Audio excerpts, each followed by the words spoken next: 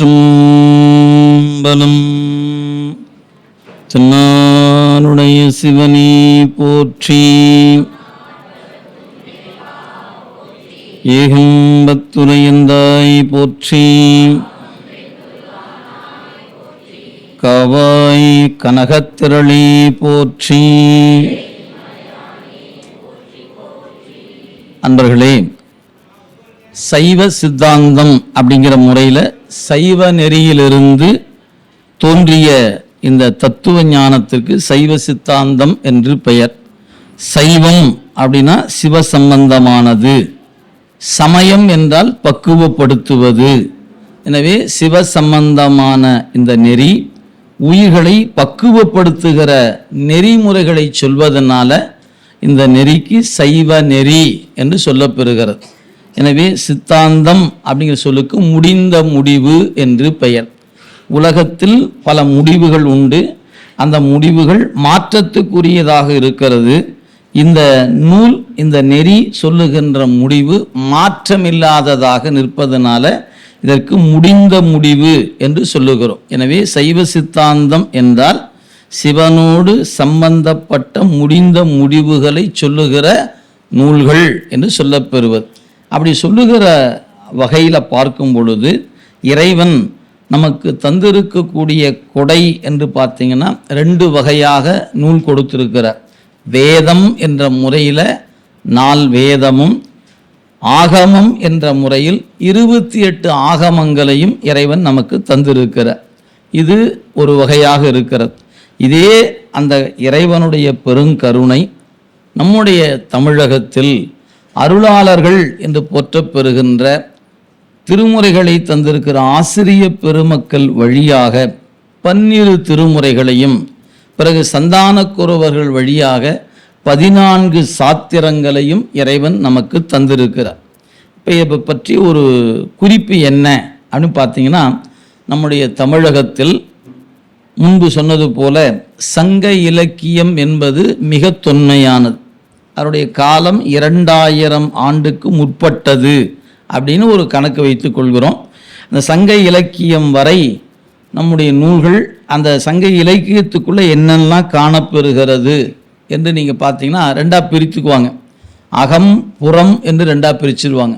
அகம் வரும்போது அது அகத்துறை, புறம் புறத்துறை அப்படின்னு சொல்வது போல் திணை வகையில் அகத்திணை புறத்திணை என்று சொல்லுவாங்க.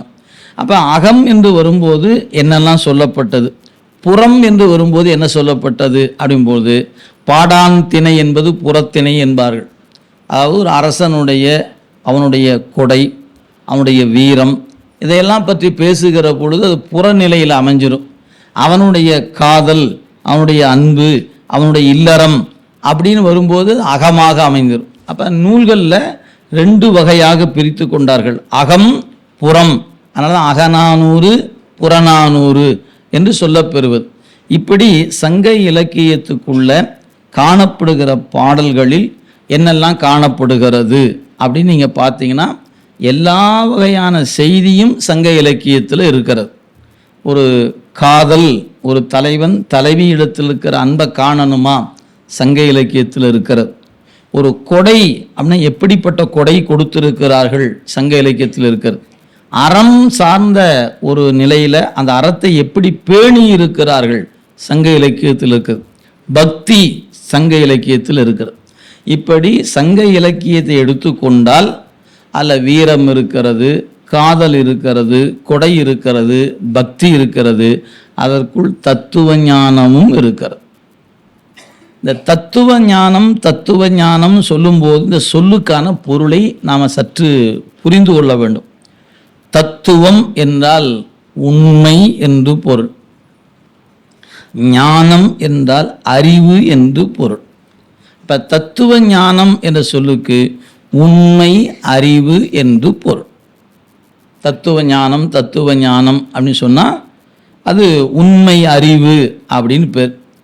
அறிவுன்னு சொல்லாமல் அது ஏன் உண்மை அறிவுன்னு சொல்லணும் அப்படின்னு கேட்டால், அறிவு பல வகையாக நிலை மாற்றத்துக்கு உரியது. இப்போ ஒன்றை வேறொன்றாக அறிகிற அறிவு நமக்கு இருக்கிறது. நாம் பார்ப்பது ஒன்று, கருதியது ஒன்றாக இருப்போம், அப்படி கருதுகிற நிலை ஒன்று. அடுத்து மயக்க நிலையில் அறிகிற அறிவு ஒன்று இருக்கிறது. அப்போ மயக்க அறிவுன்னு சொல்லலாம், திரிவு அறிவுன்னு சொல்லலாம், தெளிந்த அறிவுன்னு சொல்லலாம். எனவே இப்படி பல்வேறு வகை இருக்கிறது. அதில் இந்த தத்துவ ஞானம் என்பதற்கு உள்ளதை உள்ளவாறு சொல்லுதல் என்று பெயர். உள்ளதை உள்ளவாறு சொல்லணும், கூட்டியும் சொல்லக்கூடாது, குறைச்சும் சொல்லக்கூடாது. உள்ளதை உள்ளவாறு சொல்வதற்கு பெயர் தான் தத்துவ ஞானம் என்று பெயர். இது இந்த சொல்ல மட்டும் நினைவில் வைத்து கொள்ளுங்க. ஆக சங்க இலக்கியம், நீதி நூல்கள், பக்தி பணுவல்கள், சித்தாந்த சாத்திரங்கள், இறைவன் நமக்கு எப்படி இந்த கொடையை கொடுத்திருக்கிறார். உலகத்தில் எல்லா பகுதியிலும் மனிதர்கள் வாழ்கிறார்கள், வெவ்வேறு சூழல்கள் நம்ம எல்லாம் பார்க்கிறோம். ஆனால் நம் தமிழகத்தில் இருக்கின்ற கொடை போல உலகத்துக்கு யாருக்கும் இறைவன் இந்த கொடையை கொடுக்கல. அதை நீங்கள் கொஞ்சம் ஆழமாக சிந்தித்து இதனுடைய நோக்கம் என்னன்னு கேட்டிங்கன்னா, நமக்கு கிடைத்த பெருவாழ்வு போல உலகத்தில் இருப்பவருக்கு கிடைக்கவில்லை என்பதை நீங்கள் முதல்ல உணர்ந்து கொள்ளணும். எல்லாரும் மனிதர்கள் தான். இன்றைய நிலையில் 650 கோடி மனித மக்கள் இனம் என்ற ஆண் பெண் என்று 630 கோடி பேர் இருக்கிறாங்க அந்த பூமி பந்துக்குள்ள. அதில் அத்தனை பேரும் வாழ்ந்து கொண்டு தான் இருக்கிறாங்க. ஆனால் அந்த வாழ்க்கையில் ஒரு பெருமித வாழ்வாக இந்த மனித பிறப்பு கிடைக்க பெற்றதை எண்ணி பெருமிதத்தோடு வாழ்கிற ஒரு வாழ்வு நமக்கு கிடைத்தது போல உலகம் எங்கும் தேடினாலும் இல்லை. அதை நீங்கள் தேடி பார்த்து ஒத்துக்கொண்டா போதும். ஏதோ சொல்கிறாங்க அவனால் நம்பணும் அப்படிலாம் இல்லை. நீங்கள் தேடி பார்த்து மெல்ல மெல்ல மெல்ல மெல்ல ஆய்ந்து அந்த முடிவுக்கு நீங்கள் வரலாம். அந்த வகையில் இந்த நூலினுடைய அடிப்படையை பாருங்கள். இறைவன் இந்த உலகத்தில் நாம் இன்றைக்கி பார்க்குறோம். நீங்கள் பார்க்கக்கூடிய ஐரோப்பிய நாடுகள், அமெரிக்கா போன்ற யுனைடெட் ஸ்டேட் என்று சொல்லக்கூடிய அமெரிக்க நாடுகள், இப்படி இந்த உலக பந்தை 7 பகுதியாக பிரித்து வச்சுருக்கிறாங்க. ஆசியா கண்டம், அமெரிக்கா கண்டம், அந்த அப்புறம் ஆஸ்திரேலியா கண்டம், அப்படின்னு பிரித்து வச்சுருக்கிறாங்க. அதில் நாம் ஒரு பகுதியில் இருக்கிறோம். இந்த அதுவும் குறிப்பாக ஆசியாவில், இந்தியாவில் தென் பகுதியில் நாம் இருக்கிறோம். நம்முடைய பண்பாடு, நம்முடைய நாகரீகம், நம்முடைய தெய்வ கோட்பாடு இவையெல்லாம் மிக மிக தொன்மையானவை என்று வரலாற்று அறிஞர்கள் ஒப்புக்கொள்கிறார்கள். இப்போ கூட உங்களுக்கு சமீபத்தில் பார்த்தீங்கன்னா தெரியும், மம்மீஸ் என்று சொல்லப்பெரிய எகிப்தில் இருக்கக்கூடிய பிரமிடுகளில் தமிழ் எழுத்துக்கள் கண்டெடுக்கப்பட்டு இருக்கின்றன என்று ஒரு செய்தி நீங்கள் அறிந்திருக்கக்கூடும். அது மட்டுமல்ல, ரொம்ப பழமையான ஒரு எலும்புக்கூடு கண்டெடுக்கப்பட்டு அதை ஆய்வுக்கு உட்பட்ட பொழுது அதனுடைய மொழி எதுவாக இருக்கும் என்று ஆய்ந்த பொழுது தமிழ் என்று ஆய்வு கட்டுரை சொல்லுகிறது என்ற ஒரு கட்டுரை உண்டு. இதெல்லாம் நம்ம தொன்மை என்பதற்கான அடையாளத்துக்காக. சரி, அப்படிப்பட்ட இந்த தமிழகத்தில் இறைவன் நமக்கு எப்படி ஒரு கொடை கொடுத்துருக்கிறான் பார்த்தீங்கன்னா, 2000 ஆண்டுகளுக்கு முன் அப்படின்னு ஒரு கால வரையறை வச்சுக்கிட்டிங்கன்னா, 2000 ஆண்டுக்கு முன் அப்படின்னா அமெரிக்கா என்ற ஒரு நாடு இருக்கான்னு கேட்டால் யாருக்குமே தெரியாது. இன்னைக்கு அமெரிக்கா என்ற ஒரு நாடு எப்பொழுது அறியப்பட்டது அப்படின்னு பார்த்தீங்கன்னா, ஒரு 150 160 ஆண்டுக்கு முன்தான் அப்படி ஒரு நாடு இருப்பதாக அறியப்பட்டது. அப்போ அதனுடைய வரலாறு எவ்வளவு காலம்னு கேட்டிங்கன்னா, ஒரு 150 ஆண்டு கால வரலாற்றை தான் அமெரிக்கா தன்னகத்தே கொண்டு இருக்கு. அவங்க வளர்ந்து வந்தாங்க, தொழில்நுட்ப வளர்ச்சி பெற்றாங்க. இன்றைக்கி நாங்கள் தான் உலகத்துக்கே தாதா அப்படின்னு மேலே நிற்கிறாங்க. அது எதனால்? காசுனால். அவ்வளோதான், வேற ஒன்றும் இல்லை. உலகத்தில் ஏற்பட்ட ஸ்போர்ட்ஸ், 1ஆம் உலகப் போர்னு நடந்துச்சு, 2ஆம் உலகப் போர்னு நடந்துச்சு. இதையெல்லாம் மாற்றுவதற்கு ஒரு அமைப்பை அமைக்கணும்னு நினைச்சாங்க. அமைக்க நினைக்கும் போது ஒரு சபை அமைத்தாங்க. உலகத்தை கட்டுப்படுத்துவதற்கு, போர் சூழலை தவிர்ப்பதற்கு ஒரு ஐக்கிய நாடுகள் சபை என்று ஒன்று வேண்டும்னாங்க. அதில் 5 நாடுகளுக்கு வீட்டோ அதிகாரம் கொடுத்தாங்க. நமக்கு வந்த வாய்ப்பை நாம் நழுவு விட்டு விட்டோம் என்பது வரலாறு. அதுக்கெல்லாம் போனீங்கன்னா அரசியல் ஆகிடும். நம்ம அதெல்லாம் போகக்கூடாது, நமக்கு அந்த வேலையே இல்லை நமக்கு. ஆனால் தெரிஞ்சுக்கணும், இந்த மண் மிக பழமையானது, இந்த மொழி மிக பழமையானது. நமக்கு அதில் பங்கெடுக்கிற வாய்ப்பு வந்த பொழுது அந்த சூழலில் இருந்தவர்கள் நமக்கு இது வேண்டாம் என்று விட்டுட்டாங்க. இன்றைக்கி நமக்கு அந்த வாய்ப்பை நம்ம நழுவு விட்டுட்டோம். சரி, அதுக்குள்ளே போகாமல் தெரிஞ்சுக்குவோம். சரி, இப்படிப்பட்ட ஒரு சூழலில் நீங்கள் சிந்திச்சு பாருங்கள். இந்த சபை, இன்றைக்கி நாடுகள் இப்படின்னு பார்க்குறோம். இன்றைக்கி எத்தனையோ வளர்ந்த நாடுகள், அப்படி இன்றைக்கி இந்தியா வளர்ச்சியை நோக்கி செல்லுகிற நாடுன்னு பேர் வச்சுருக்கிறோம்.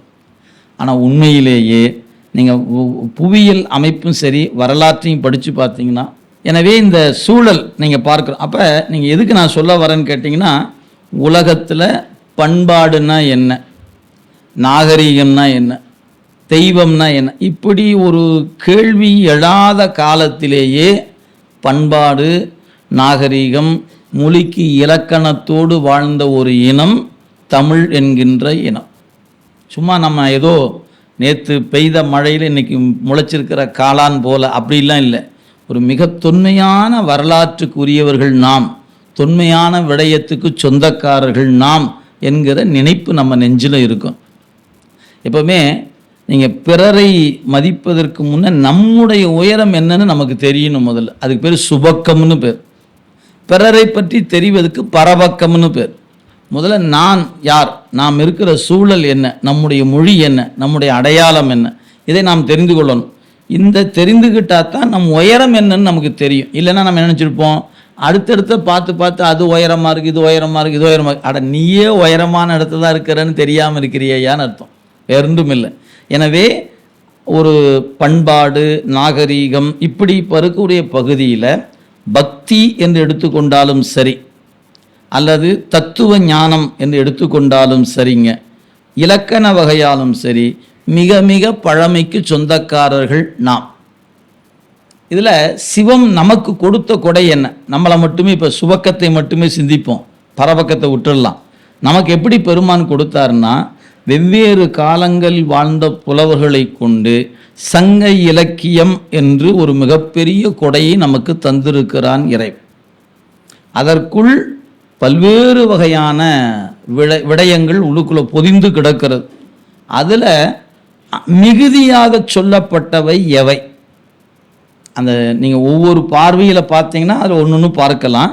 அதில் மிகுதியாக சொல்லப்பட்டவை எவை என்று கேள்வி எழுமானால் அறம் சொல்லப்பட்டது.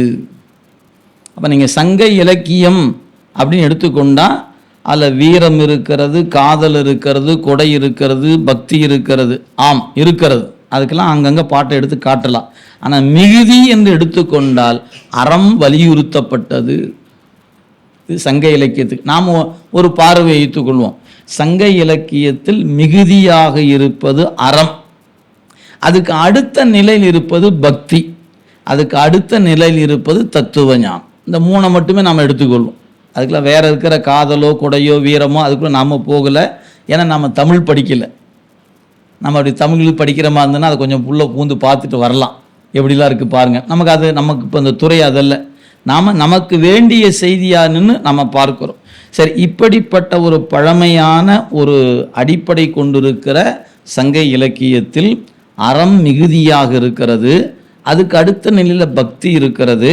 அதுக்கு அடுத்த நிலையில் தத்துவ ஞானம் என்ற ஒன்று இருக்கிறது. 3 நிலை இருக்குதுங்க. சரி, இது சங்க காலம் வரை. நீங்கள் திருக்குறள் வரைக்கும் இதை வச்சுக்கலாம் நீங்கள். சரி, திருக்குறள் கடந்து அடுத்து வந்தீங்கன்னா பக்தி பணுவல், அதாவது பக்திக்குரிய மொழி அப்படிங்கிற வகையில் தமிழில் வரக்கூடிய நம்முடைய அருளாளர்கள், நாயன்மார்கள், அவங்களுடைய காலம். இப்போ நமக்கு நூலின் அடிப்படையை பார்க்கும்போது ஞானசம்பந்த பெருமான் தொடங்கி சேக்கிழார் வரை 12 திருமுறைகள்.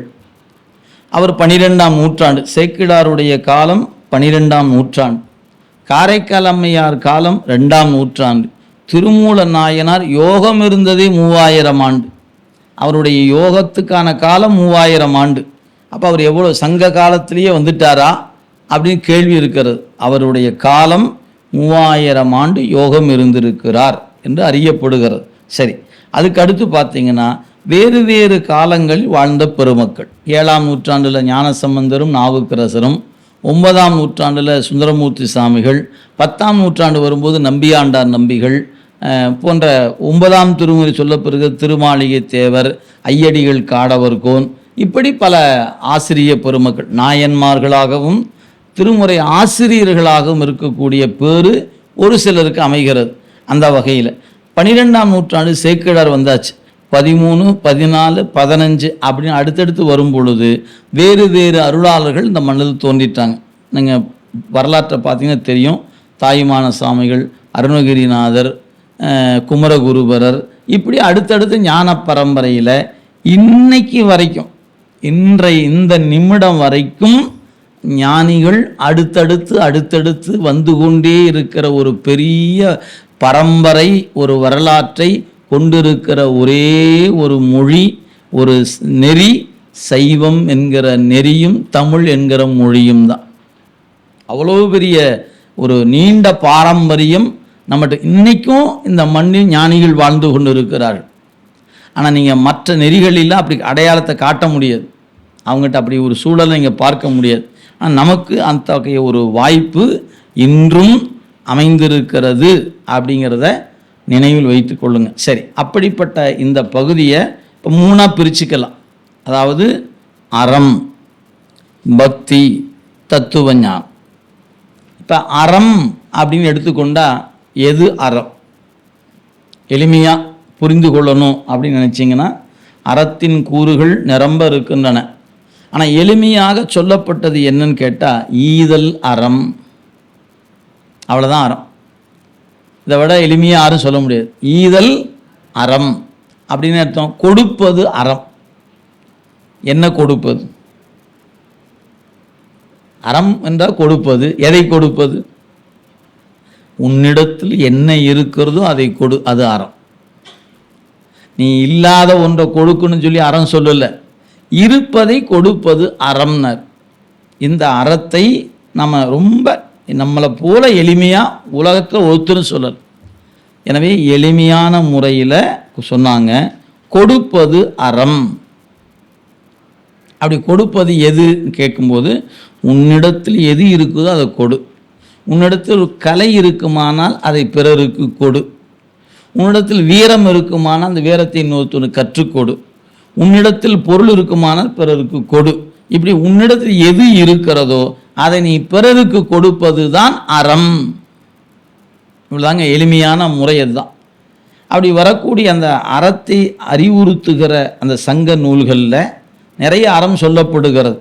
அதில் ஒரு அறம் ரொம்ப ரொம்ப ரொம்ப ரொம்ப நெஞ்ச அப்படி ரொம்ப தொட்டு நிற்கிற ஒன்று என்னன்னு கேட்டிங்கன்னா, முடிந்தால் பிறருக்கு நல்லதை செய், முடியவில்லை என்றால் தொல்லை பண்ணாமல் இரு, அதுவே அறம்னார்.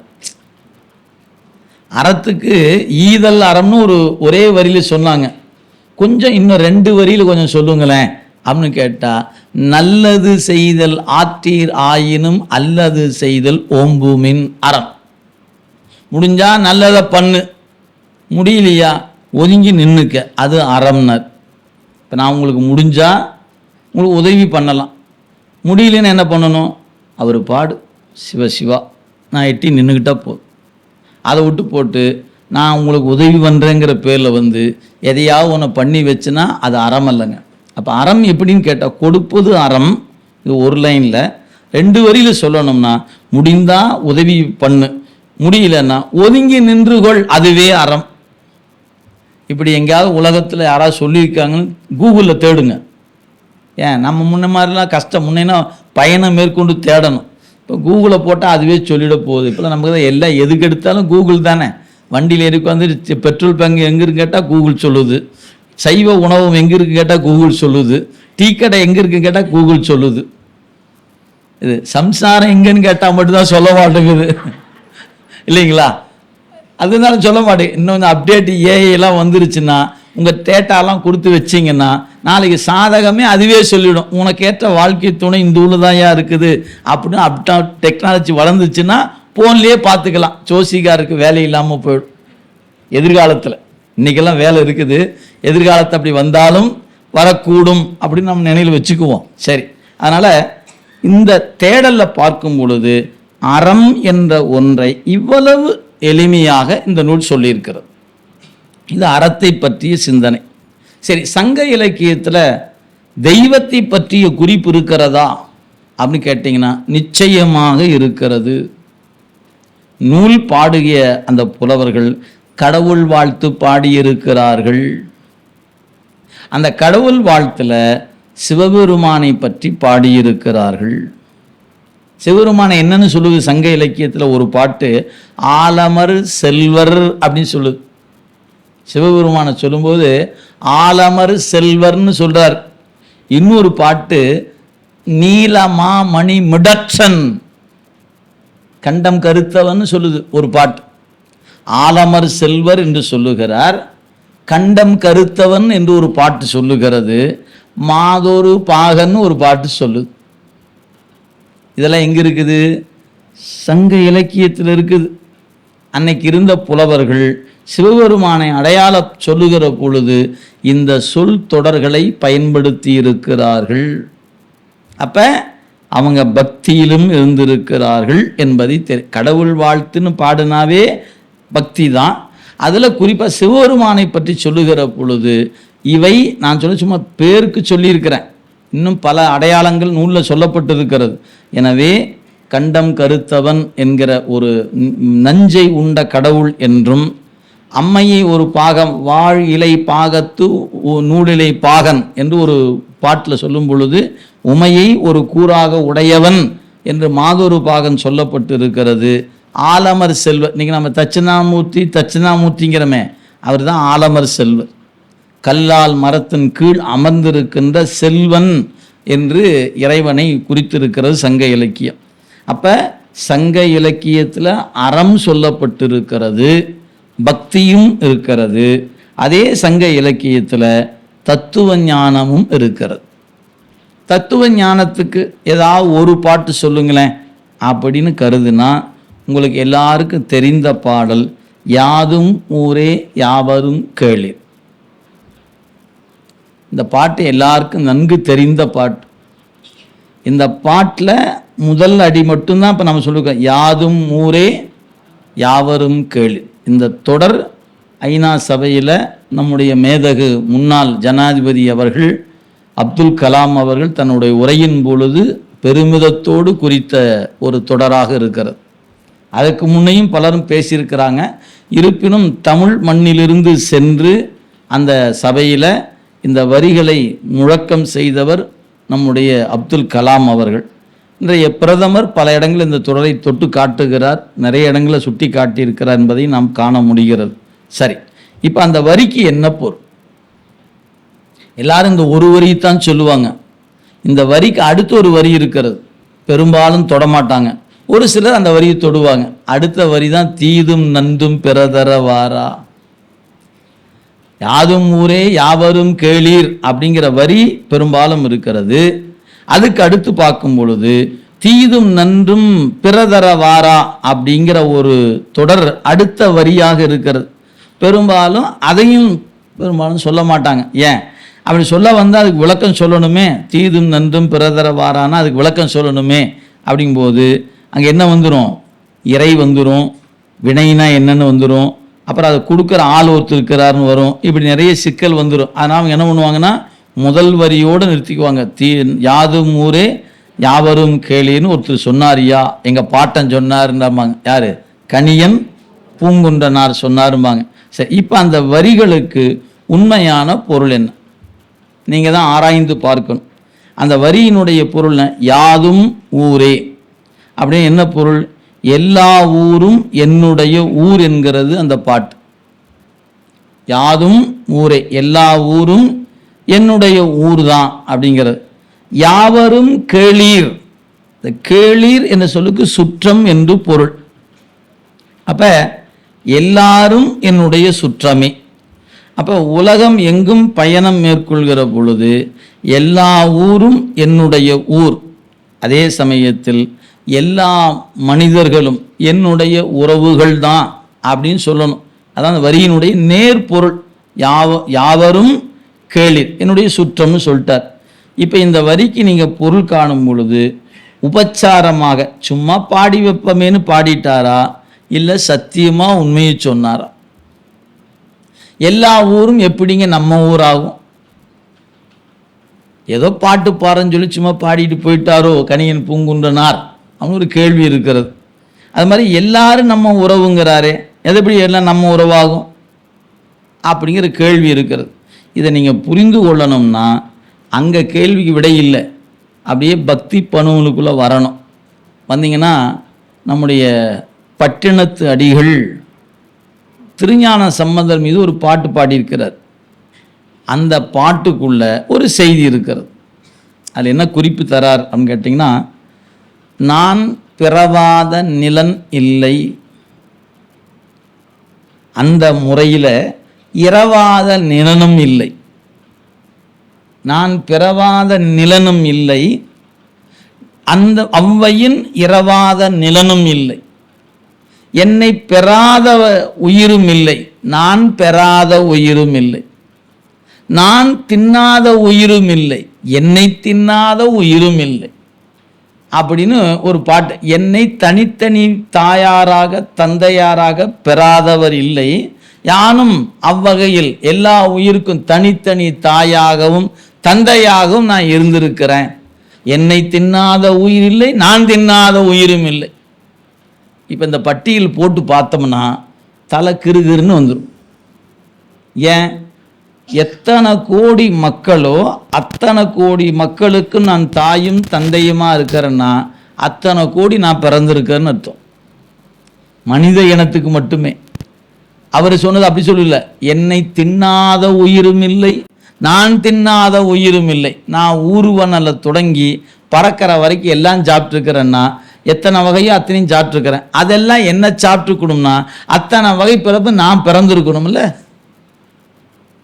அப்போ எத்தனை கோடி பிறப்பு கணக்கே தெரியல. அப்போ இந்த வரிகள், இதை நீங்கள் இங்கே இருக்குது, எங்கே இருக்குது? பக்தி பணுவலுக்குள்ளே இந்த வரி இருக்குது. அப்போ இங்கே சொல்லப்பட்ட உண்மை என்னன்னு கேட்டால், ஒரு உயிர் பிறப்புக்கு உட்படுகிற பொழுது அது வேறு வேறு வகையான பிறப்புகளுக்கு உட்படுகிறது. பிறப்பு என்பது ஒரு முறை நிகழ்வதல்ல, அது செத்து செத்து பிறக்கப்படுகிற ஒரு தொடர் செயலாக இருக்கிறது. அப்படி பிறக்கின்ற உயிர்கள் இதுகாரும் பிறந்த எண்ணிக்கை கணக்கில் அடங்காத பிறப்புக்கு உட்பட்டிருக்கிறது. யாரு? நாம எல்லாருமே. அப்போ நாம் இதுவரை பிறந்தது அப்படின்னு பார்த்தா நீங்கள் மனதில் கற்பனையில் வச்சுக்கோங்க, நாம் எல்லா நாட்டிலும் பிறந்திருக்கிறேன்னு அர்த்தம். எங்கே இன்னைக்கு நீங்கள் பார்க்கக்கூடிய நாடுகள் எதெல்லாம் நீங்கள் நினைக்கிறீங்களோ அந்த நாட்டுக்கெல்லாம் நான் ஏற்கனவே பிறந்தாச்சு. இப்போ என்ன பண்ணார்? கொஞ்சம் உய்வடையிட்டுன்னு சொல்லி தமிழ்நாட்டில் நம்மளை பிறக்க வச்சிருக்கிறார். இது நான் ஏதோ புகழ்ச்சிக்கு சொல்கிறேன்னு நினச்சிடாதீங்க. சத்தியமான வார்த்தை என்பது என்னைக்காவது ஒரு நாளைக்கு உங்களுக்கு புரியும். ஏன்னா இங்கே தான் உய்வுக்கான வழி எளிமையாக கிடைக்கிது, வேற எங்கேயும் அப்படி கிடைக்கல. சரி, அப்போ இந்த பொருள் உங்களுக்கு அந்த வரிக்குள்ளே மறைந்து கிடக்கிறது. நான் எல்லா உயிருமாய் பிறந்திருக்கிறேன் என்று சொல்லப்பட்டதாலும் எல்லா உயிருக்கும் தாயும் தந்தையுமாக இருந்தேன் என்பதனாலும் தான் எல்லா ஊரும் என் ஊராயிற்று, எல்லா உயிரும் என் உறவாயிற்று. இப்படி உலகத்தில் எந்த மொழியிலாவது பாட்டு இருக்கான்னு கேளுங்க, எங்கேயுமே இல்லை. தமிழ் உலகம் சொல்லுகிற இந்த அருட்கொடையில தான் சங்க இலக்கியத்தில் இந்த தொடர் இருக்கிறது. அப்போ இந்த தொடரின் வழியாக உணர்த்தப்படுவது என்னன்னு கேட்டால், உயிர்கள் செத்து செத்து பிறக்கும் என்கிற நுட்பம் சொல்லப்படுகிறது. உயிர்கள் வினையின் வழி அறிவு செல்லும் என்று இந்த பாட்டு சொல்லுகிறது. ஆக இப்படி வரும் பொழுது இவையெல்லாம் எங்கேயா இருக்குது? இதுக்கு பேர் தான் தத்துவ ஞானம் என்று பெயர். முதல்ல அறத்தை சொல்லியது, அப்புறம் பக்தியை சொல்லியது. அதற்குள்ள பொதிந்து கிடக்கிற ஒரு செய்தி என்னன்னு கேட்டால் தத்துவ ஞானம், உண்மை அறிவு. அப்போ உண்மை அறிவு எதுன்னு கேட்டால், இந்த உயிர்கள் எண்ணில் அடங்காதன, அவை பிறப்புக்கு உட்படுவதும் எண்ணில் அடங்காதன, இன்னைக்கு வரைக்கும் பிறந்திருக்கிற உயிர்கள் எண்ணில் அடங்காதன, இன்னும் பிறக்க வேண்டிய உயிர்கள் எண்ணில் அடங்காதன, இறைவன் திருவடி சென்று அடைந்த உயிர்கள் எண்ணிலாதன. இன்ஃபினிட்டி இன்ஃபினிட்டி இன்ஃபினிட்டி தான் போகணும், எங்கே போட்டாலும் எங்கேயும் கணக்கே போட முடியாது. அத்தனை கோடி உயிர்கள் இதுகாரம் பிறந்து இறந்து இருக்கிறது, திருவடி அடைந்திருக்கிறது, இன்னும் பிறவாமலே இருக்கிறது, அப்படி ஒரு பட்டியல் இருக்கிறது. இதையெல்லாம் சொல்வது தத்துவ ஞான நூல். எனவே சங்க இலக்கியத்துக்குள் இந்த மூன்றும் கிடக்கிறது. நான் மூணுக்கும் ஒவ்வொரு இடம்தான் தொட்டு காட்டிக்கிறேன், முழுசாக பாட்ட சொல்லலை. அறம் செய்வதற்கு அந்த நல்லது செய்தல் ஆற்றிராயின் அல்லது செய்தல் ஓம்புமின் ஒரே ஒரு வரி மட்டும்தான் சொன்னோம். அடுக்கு வரும் பொழுது இது அறத்துக்கு சொன்னார். பக்திக்கு ஆலமர் செல்வர், அம்மை ஒரு பாகமாக கொண்ட பெருமான், நீலமாமணி மிடற்று உடைய பெருமான் என்று ஒவ்வொரு எழுத்து ஒவ்வொரு தொடர் எடுத்து காட்டணும். அடுத்தது இந்த பாட்டுக்குள்ள தத்துவ ஞான கருத்து பொதிந்து கிடக்கிறது. யாதும் ஊரே யாவரும் கேளீர் என்ற பாட்டுக்குள்ள பொதிந்து கிடக்கிறது. சரி, இது மூணு சங்க இலக்கியத்தில் இருக்கு. ஆனால் மிகுதியாக இருப்பது அறம். அதில் ஏனைய ரெண்டு எப்படி இருக்குது? கொஞ்சம் கொஞ்சம் கொஞ்சம் கொஞ்சம் அப்படியே மறைந்து மறைந்து உள்ளுக்குள்ளே கிடக்குது. இது சங்க இலக்கியம். நீங்கள் திருக்குறள் வாங்க, முதல் பகுதி கடவுள் வாழ்த்து. அடுத்து அவர் என்ன சொன்னார்? முதல் 4 பகுதி பாயிரம்னு பேர், இல்லைங்களா? பாயிரம் முதல் 4 தலைப்பு. பாயிரத்துக்கு அடுத்து வருவது அறத்துப்பால், அப்புறம் பொருள், அப்புறம் இன்பம். அவர் எதை சொல்லலை? வீடு என்ற ஒன்றை பற்றி சொல்லலை. ஏன் திருக்குறள் வீடை பற்றி சொல்லலை? வீடு என்று தனி அதிகாரம் சொல்லலையே ஒழிய வீட்டின்பத்தை பற்றி திருக்குறள் சொல்லி இருக்கிறது. எங்கே இருக்குது? மெய் உணர்வில் இருக்குது. எடுத்து போய் பார்த்து கொள்ளுங்க. அப்போ ஏன் சொல்லாமல் விட்டுட்டாரு? அறத்தின் வழி பொருளை ஈட்டி பொருளின் வழி இன்பத்தை நுகர்ந்தால் வீடு தானே கிடைச்சிடுமையா, அதை சொல்லலைன்ட்டார். நீங்கள் பொருள் ஈட்டுவது அறத்தின்பால் பொருள் ஈட்டணும். அறம் தவறி பொருள் ஈட்டுவீர்களானால் அந்த அறமே நீங்கள் தவறுகிற பொழுது மரமாகிறது. அந்த மரமே உனக்கு யமனாகும். அதான் சிலப்பதிகாரம். அறம் தவறில் என்ன செய்யும்? அறம் உன்னை கொல்லும். தவறி போனேன்னா பாண்டியன் தவறு இழைத்தான், இறந்து போனான். சிலப்பதிகாரம் சமண இலக்கியம்தான் அது. ஆனால் அதற்குள்ள சொல்லப்பட்ட நியதி அதுதான். அறமே கூற்றாகும். ஏன்? தவறு செய்கிற பொழுது. இதுதான் அடிப்படை. அப்போ இதெல்லாம் காப்பியத்தின் வழி உணர்த்தினார்கள் அப்படின்னு நம்ம பார்க்கிறோம். அப்போ சங்க இலக்கியத்துக்குள் அறம் இருக்கிறது, பக்தி இருக்கிறது, தத்துவ ஞானம் இருக்கிறது. அப்படியே திருக்குறள் வந்தோம்னா முதல் 10 குறட்பா கடவுள் வாழ்த்தினே இருக்குது. அதுக்கப்புறம் அறம் என்று தனியாக அறம் என்று சொல்லி ஒன்றொன்னா பிரிச்சுட்டே போகிறார். இல்லறம், துறவரம், இல்லறத்துக்கு என்னென்ன வேண்டும், என்னென்ன அறங்கள் வேண்டும் என்று பட்டியல் போட்டு தனியாக கொடுத்துருக்கிறார். எனவே திருக்குறளுக்கு அறநூல்னே பேர். திருக்குறளுக்கு நீதி நூல், அறநூல் என்று பெயர். சரி, அதற்குள்ள தத்துவ ஞானம் இருக்கா திருக்குறளில் கேட்டால் ஆம் இருக்கிறது. ஏன்? இன்று இருப்போர் நாளை இல்லை என்னும் பெருமை உடைத்து இவ்வுலகு. தத்துவ ஞானம். என்னையா தத்துவ ஞானம்ங்கிறீங்க? இப்போ நான் உங்களுக்கு புரியுது மாதிரி சொல்கிறேன். சினிமா பாடல்கள் நிறைய நம்ம கேட்டிருப்போம். பழைய காலத்து பாடல், இன்றைக்கி இருக்கிற பாடல் வரைக்கும் நம்ம கொஞ்சம் பழைய காலத்தையே வச்சுக்குவோமே. கண்ணதாசனுடைய காலத்தில் இருக்கக்கூடிய பாடல்கள் அப்படின்னு எடுத்துக்கிட்டால் பக்தி பாடலும் கண்ணதாசன் பாடுறார், காதல் பாடலும் பாடுறார், தத்துவ ஞான பாட்டையும் பாடியிருக்காருயா. சரி, பக்தியில் என்ன பாடியிருக்கிறாரு? தெய்வத்தின் மீது நிறைய பாடல் இருக்கிறது, இல்லைங்களா? ஆட்டு வித்தால் ஆரொருவர் ஆடாதாரே கண்ணா, பக்தியில் ஒரு பாட்டை வச்சுக்குங்களேன். சரி, காதல் பாட்டில் நாம் சொல்லக்கூடாது, நீங்களே தெரிஞ்சு, இல்லைங்களா? நிறைய பாட்டு இருக்குது, 1000 பாட்டு. அது அவருடைய பாட்டில் மிகுதியாக இருப்பது அதுதான் இருக்குது. சரி, அவருடைய தத்துவ ஞானம் என்ன? அதை எடுத்துட்டிங்கன்னா ஆயிரக்கணக்கான பாட்டு. தத்துவ ஞானத்தில் குறைந்தபட்சம் நிறைய பாடலை கண்ணதாசன் கொடுத்துருக்கிறான், நிறைய பாட்டு. அதில் பார்த்தீங்கன்னா நீங்கள் பட்டியல் போட்டு பார்க்கலாம். எது? வீடு வரை, வீதி வரை, காடு வரை, கடைசி வரை யாரும், அவ்வளோதான். உற்றார் யாருளர் உயிர் கொண்டு போகும்பொழுது குற்றாலத்துறை கூத்தன்னல்லா நமக்கு உற்றார். ஏயா இங்கே இருக்கிறத கொண்டாந்து அங்கே வச்சிருக்கிறாரியா? ஆமாம், இப்படி சொன்னால் அவனுக்கு தெரியாது, இப்படி சொன்னால் தெரியும்னு வச்சிருக்கிறாரு. இது தத்துவ ஞான பாடல். கண்ணதாசனுடைய காதல் பாடல், கண்ணதாசனுடைய பக்தி பாடல், கண்ணதாசனுடைய தத்துவ பாடல். அப்ப தத்துவ பாடல்னு வரும்போது என்ன தெரியுமா, இந்த மாதிரி உலகத்தில் என்னைக்கும் நிலைத்து நிற்கும். நீங்கள் தத்துவ பாடல் என்ற சொல்லுக்கு பேர் என்னதுங்களா, உண்மை அறிவு என்று சொல்வதனால அது எந்த காலத்தும் பொருந்துகிற பாட்டு. அவர் என்னென்ன வகையா தத்துவ ஞானத்தை பிழிந்து கொடுத்திருக்கிறாரோ அவை எல்லாமே தத்துவ ஞானத்துக்குரிய பாடல்கள், எந்த காலத்தும் பொருந்தும்.